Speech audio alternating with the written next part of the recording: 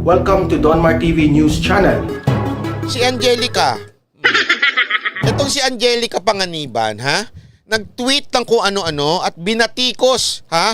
Binatikos ang Red Cross. Sabi ko nga alam nyo, ito na lang masasabi ko, buti na lang talaga.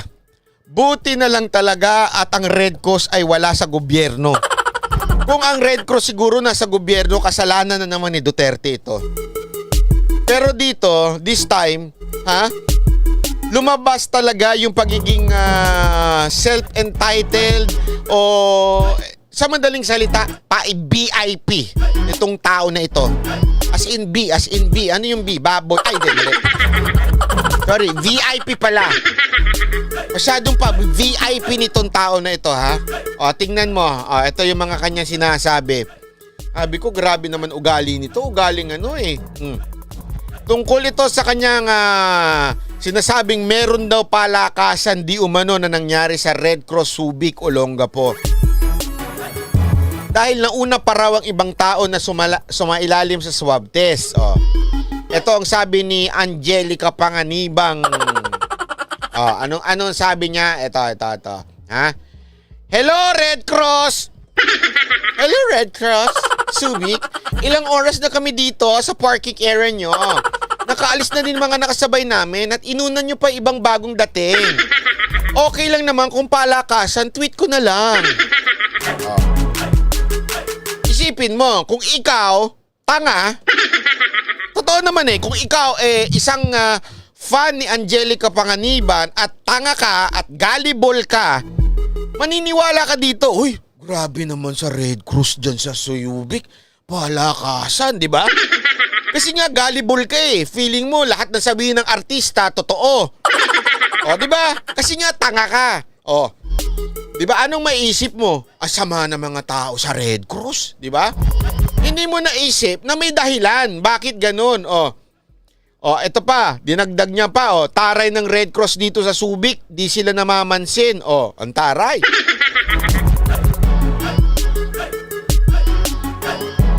Anya, nung huli akong beses nagpa-swab sa Red Cross, muntik ako mabaliw.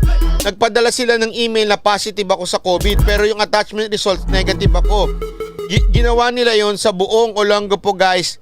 Nagsorry naman sila after 12 hours. Okay? Unang-una ganito, ha? Bibigyan ko kayo ng, alam nyo ho, etong mga tao na ito, ako nagpa-swab na rin ako dyan sa Red Cross para sa kaalaman nyo. Hindi nga lang dyan sa Subic. Kita ko na sa sa mukha nila na trabaho sila ng todo-todo. Everyday. Minsan kasi ang feeling kasi natin laging tayo importante, ibang tao hindi importante. Huwag po sanang ganyan, Madam Angelica Panganiban. Isipin mo rin, yung mga tao diyan ay may pinagdadaanan din. Meron din silang kapaguran. Okay? At pangalawa, hindi mo man lang inisip na yung mga nauna sa'yo naka-schedule. Ikaw daw, nagpunta dyan ng walang schedule. Tapos kung makadiman ka, grabe. Hindi daw ito nagustuhan ng Red Cross Subic dahil di umano walang katotohanan ng mga paratang. Ang sabi dito, ang Subic Red Cross na medtech na si John Daniel Isabelo ang isa sa mga sumagot ng Twitter runs ni Angelica dahil saksi umano siya sa buong pangyayari. Mensahe ni Isabelo para sa actress, ha? Ay, Madam Grace Live, boss, tanga talaga mga naniniwala agad sa mga sabi-sabi ng mga walang matibay na ebidensya. Dapat kasi nagsisearch muna pag may time. Sorry po late. Ay, walang problema. Basta may penalty. Joke lang. Thank you, Madam Grace Live. Sabi dito, ha? Sana po di ka na lang nag-tweet na parang labas na masama kami. Ayan. You need to take into consideration what's really happening inside the swabbing facility. Naging lenient na po kami sa inyo na kahit hindi kayo naka-schedule, ha? Siningit pa rin kayo. Paano naman po yung mga nauna sa inyo at nakapila sa tent sa gitna ng init na araw? Please be considerate. Ibig sabihin, walang schedule ito. May mga pumilang nasa labas, siya nandun lang sa kotse. Tapos galit na galit pa. Ito pa sabi, opo, mahal po ang swab fee. Pero di ibig sabihin nun pwede nyo na kaming ganituhin. Oh, grabe. Ito pa. Pasaring ni Isabelo sa aktres, wala naman pong parking area ang verification window namin. Sana try din po nilang pumila kagaya ng mga normal na tao since parehas lang naman silang binayad. Ha? Ang siste, etong si actress, sabi di umano ng mga taga Red Cross, etong si Isabelo. Ang siste, sabi nitong taga Red Cross, hindi pa pumila, di umano itong si Miss Angelica. Nasa sasakyan lang siya. Wala naman pala silang parking area for verification. Kasi pagpasok mo dyan, ito totoo ito ha. Pagpasok mo dyan, may bit-bit ka dapat meron kang daladalang appointment. Hindi ka pwedeng papasok lang doon, may appointment ka. Okay? Tapos, ibibigay mo yung papel mo.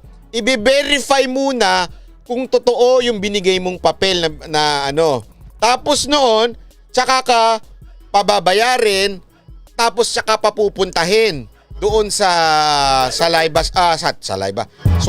test na yan. Ganun dapat. Merong verification, may proseso. Etong si actress di umano, sabi nito ni Isabelo, andun, nakatunganga doon sa kanyang kotse, nag-aantay at hindi pumila. Wala na ngang schedule, hindi pa pumila. Ang gusto niya, puntahan siya doon. Tingnan mo nga naman ang buhay, oo. Ito pa sabi niya, hindi nga po sila bumaba ng sasakyan para magpa-verify. Kami pa ang lumapit sa kanila. Wow! Wow! Bakit artista? Artista ka?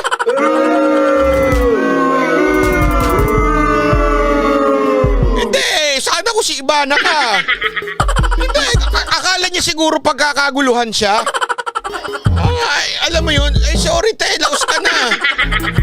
Hindi ka na pagkakaguluhan ko si Ivana pa yan. Talagang dapat puntahan sa kotse yan. Sasamahan ko pa. Hindi.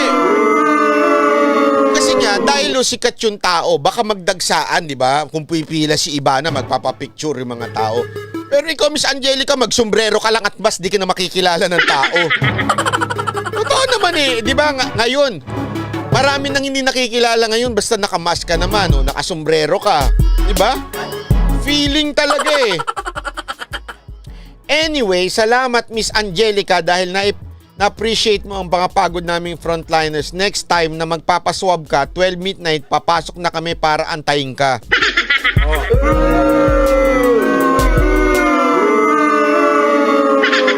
Ayan Miss Angelica, next time daw, sasabihin mo para alas 12 pa lang, aabangan ka na nila.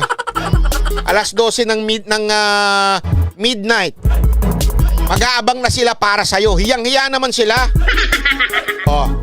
Lumabas din hindi si Angelica mismo ang nagpaswab test kung hindi ang kasama nito na hindi tinuko. Ay sorry, di pala ikaw magpapaswab, yung kasama mo pero ikaw yung galit ng galit. Hindi pala ikaw yung nagpapaswab. Sa madaling salita, ginamit ka lang nung kasama mo para VIP ang datingan.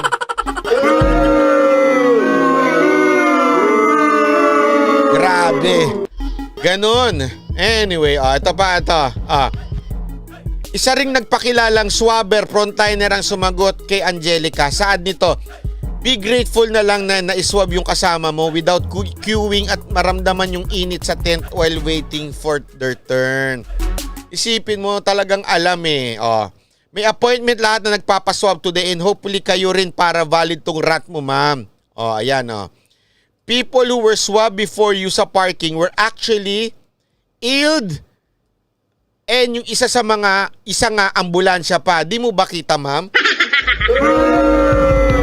Sa madaling salita, kasi siguro nakita ni Angelica, iba nasa sasakyan lang.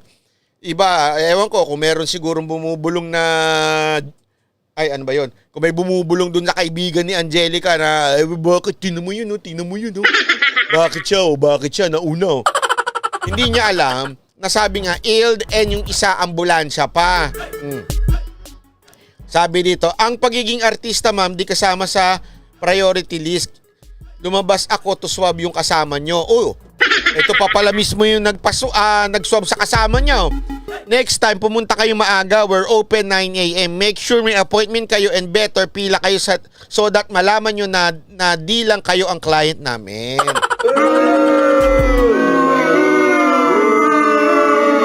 Grabe, oh, di ba?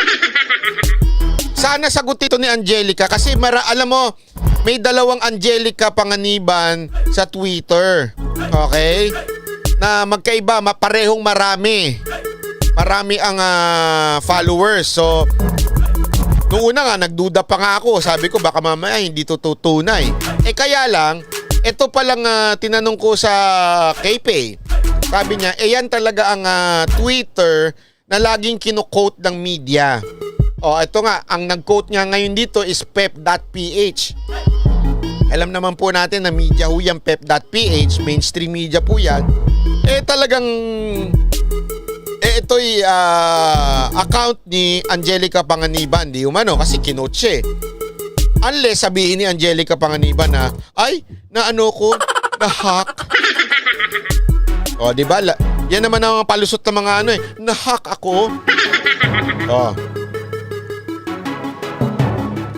Sabi pa nito, swabber frontliner lang po kami ma'am.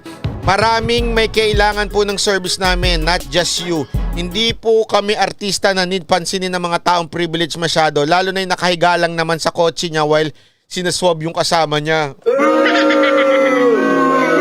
Angelica Panganiban! Calling Angelica Panganiban! Nakahiga ka lang pala habang sinaswab yung kasama mo. Hoy, gising!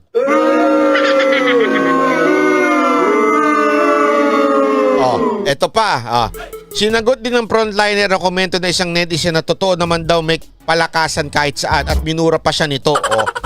Siyempre yung sa madaling salita may sumagot na netizen. May sumagot na tangat, gullible na si netizen. Pinagtanggol si Angelica Panganiban. Sabi nito, FYI, I swab her boyfriend. So I guess I have to right to answer back.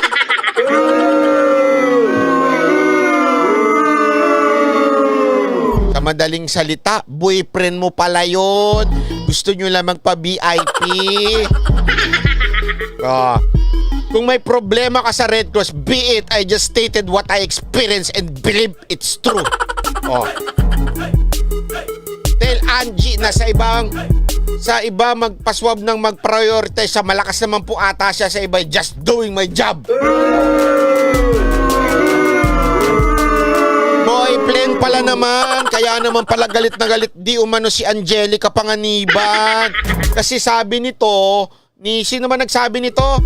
Yung nag-swab sa kanya, boyfriend naman pala niya, kaya naman pala nagalit. Antaray, pinagtanggol si Boylet. Ay, boyfriend pala si boyfriend. Ay nako, grabe ha. Ayun na, tapos na yun. Yun na yung balita na yun, ha? Okay.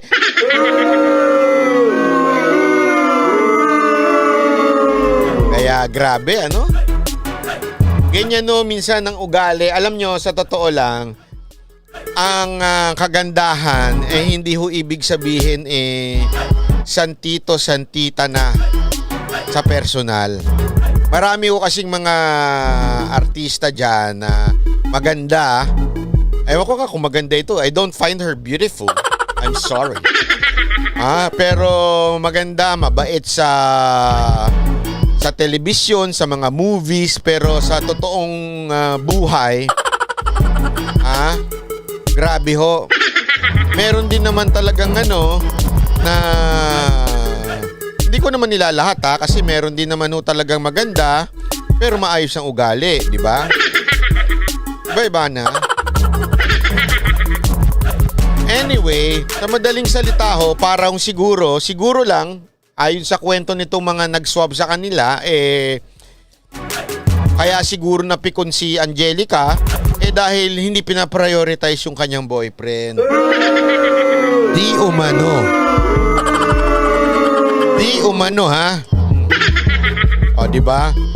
Sa susunod kasi home swab service ka na lang, madam, para ikaw lang ang servisyo. Hindi natin alam. Baka, hindi ko nga alam bakit nandun sa Olongapo Beke naman nagbabakasyon. Beke naman, and I'm not sure. Beke naman nagbabakasyon and nag-require siguro yung pupuntahan nilang hotel na iswab. Siguro, feeling niya, anyway, artista naman ako. So I can go anywhere even if bawal pa. I'm not sure. Siguro, baka nagpaswab. Malay natin, o baka naman may shooting. Sinama si boyfriend. Siguro, requirement doon sa shooting, kailangan nagpaswab ang lahat. Nung sumama si boyfriend, walang swab. So, ayan, nabigla. Nagpa-swab. Wala. Si Ivana lang sa kalam. Walang ganunan. Kasi nakita nyo si Ivana nagpa-swab siya doon sa nakita ko sa kanyang Instagram story. Dumadalaw. Ano ba yan? Kung boyfriend ni Ivana, masamang tao si Ivana. Wala siyang karapatang magkaroon ng boyfriend. Andito ako. Joke lang. Ay nako, grabe!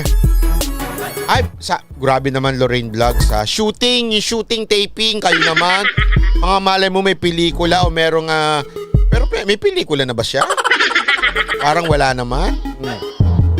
Diba? Kung ako boyfriend niyang si Angelica, di ko pakasalan niya, mapapahiya ako sa ugali niyan. Sabi ni Marie Hong. Grabe Wag naman ganon. So dapat siyang itakwil ng boyfriend, parang ganon. Wag naman.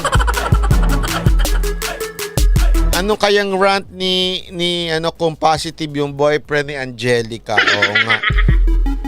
Hindi kasi ito sabi daw according dito dun sa balita na ito sinabi na dati daw pumalpak na itong Red Cross, kesyo daw positive daw silang lahat, yung pala hindi. Kung ganun pala naman, bakit ka pa yun na umulit dyan? Diba? I mean, positive na pala. Bakit kayo umulit? Paano ba instead na appreciate niya yung mga trabahante sa Red Cross, then i-motivate pa niyan sa pagbatikos? Oo nga pero don't worry, Don Mar TV. Feeling ko naman, nagalit ang tao sa kanya, hindi sa Red Cross. Diba? Grabe. Mga artista ngayon, naugali. Ay nako. Ewan ko ba? Ay nako, hindi lang di ba? Ang alam ko, tao lang ang tumataba. Tao lang ang nagiging baboy. Pero hindi kasama ugali. Sabi ni Ship Taurus, banat ba si Angelica ang nag-require na magpa-swab test si BF kasi magpapaturok siya? Wag ganon. Huwag naman ganunan. Sir, ba na ba yung taga-Subic po, boyfriend niya? Grabe mga chismosa kayo! Ang mga chismoso niya! Joyce Mandario Catalbas, sorry. Niretract ni Joyce. Niretract ni Joyce yung message niya, bakit? Grabe chismisa ninyo Pag show business.